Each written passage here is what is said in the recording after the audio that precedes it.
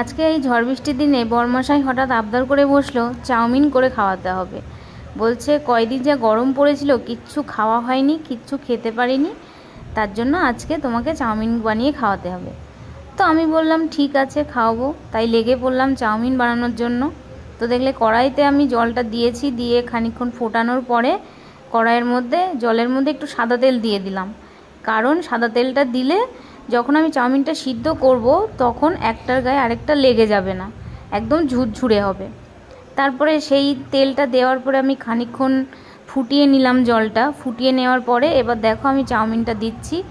তো আমি ভাবলাম চাউমিন যখন বানাবোই তাহলে একটু বেশি করেই বানাই, তাহলে একজনকে পাঠাতে পারবো, মানে আমাদের বাড়িতে যে আসে অরিত্র, ওদের বাড়িতে একটু পাঠাবো, সেই জন্যে একটু বেশি করে চাউমিনটা বানালাম। আর চাউমিনটা যখন তোমরা সিদ্ধ করবে না তখন সবসময় একটু বেশি জল দেবে, কারণ জলের মধ্যে যত চাউমিনটা ভাসবে তত কিন্তু সিদ্ধটা ভালো হবে, আর আঠালো আঠালো ভাবটা হবে না। আর দেখো আমি চাউমিনের মধ্যে দেওয়ার জন্য দুটো বড় বড় আলু কেটে লবণ মাখিয়ে রেখেছি যাতে তাড়াতাড়ি ভাজা হয়ে যায়। আর এখানে কেটে নিয়েছি পেঁয়াজ, লঙ্কা আর স্বাদ করার জন্য একটু রসুন কুচি। চাউমিনটা আমার সিদ্ধ হয়ে গেছে, এবার চাউমিনটা আমি এই গামলাটার মধ্যে ঢেলে ঠান্ডা করে নেব। আর এদিকে ঠান্ডা হতে হতে আমি এদিকে বসিয়ে দিয়েছি কড়াইটা গরম হয়ে গেলে এবার এর মধ্যে দিয়ে দেব তেল গরম হয়ে গেলে আমি কেটে রাখা আলুগুলো ভেজে নেব। আলুটা ভাজার জন্য আমি একটা লঙ্কা দিয়েছি, আর দিয়েছি সামান্য একটু হলুদ আর সামান্য একটু লবণ, দিয়ে ভালো করে লাল লাল করে ভেজে নেব। আলু ভাজার পরে এবার কড়াইতে আবার একটু তেল দিয়ে দিলাম, দিয়ে দেখো আমি 5টা ডিম একসঙ্গে ভেঙে এরকম করে নিয়েছি। নিয়ে তেলের মধ্যে এবার ডিমটা দিয়ে দেবো, দিয়ে ডিমটা ঝুড়ি ঝুড়ি করে ভালো করে ভেজে নেব। ডিম আমার ভাজা হয়ে গেছে, ডিমটা এবার তুলে নেব। তুলে নেওয়ার পরে এবার চাউমিনটা রেডি করব, তার জন্যে আবার আলাদা করে নতুন করে তেল দিলাম কড়াইয়ের মধ্যে। তেলটা গরম হয়ে গেলে যে পেঁয়াজ, লঙ্কা, রসুন আমি কুচিয়ে রেখেছিলাম সেগুলো সব এক এক করে দিয়ে দেব।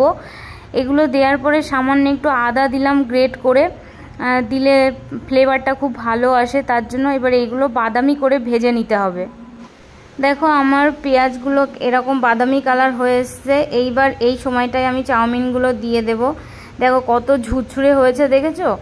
এই রকম ঝুরঝুরে, বেশি সিদ্ধ করাও যাবে না, বেশি সিদ্ধ করলে একদম আঠালো ভাব হয়ে যায়, তখন সেটা রান্না করা যায় না। অল্প অল্প, যেহেতু অনেকটা চাউমিন সেই জন্য আমি অল্প অল্প করে দিচ্ছি আর ওইগুলোর সাথে মিশিয়ে মিশিয়ে নিচ্ছি। একবারে দিলে আমি পুরোটা মেশাতে পারবো না, সেই জন্য অল্প অল্প করে দেব আর পুরোটা মিশিয়ে নেব।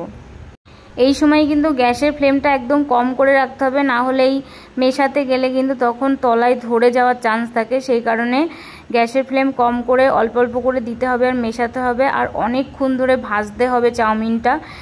যত বেশি ভাজবে তত খেতে টেস্ট লাগবে, না হলে কাঁচা গন্ধটা এতে পাওয়া যায়। তো রেডি হয়ে গেল আমার চাউমিন, দেখেছো কত সুন্দর ঝুরঝুরে হয়েছে। তোমরা খেতে চাইলে এই চলে এসো আমার বাড়িতে এই বৃষ্টির দিনে। আর ভিডিওটা ভালো লাগলে সবাই লাইক, কমেন্ট, শেয়ার করে দিও। বাই।